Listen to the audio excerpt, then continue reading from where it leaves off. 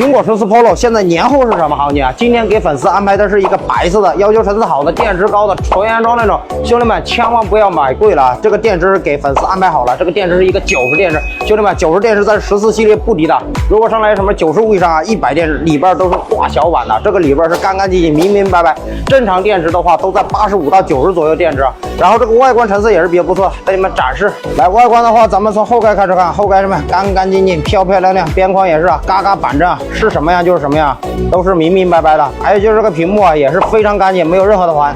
如果你们也正在入手这个二手手机，三哥教你们一招如何辨别这个是不是安卓爆改。来，靠近来，找到一个能打字的地方啊，然后我们打这个香蕉，看一下它这个香蕉是不是剥皮的，记得发送啊。有很多安卓手机它打出来是剥皮的，但是发送它就变了。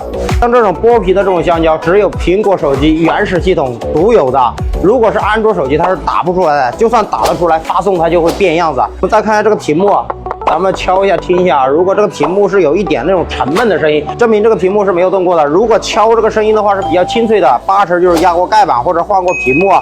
然后这个是原汁原味、原机原店，14 Pro 128G，咱们拿货是245左右，256就265左右，512就285左右，1TB 的话是30左右啊。这是美版无数的行情，如果低于这个行情的话，不是卡这机就是你懂的。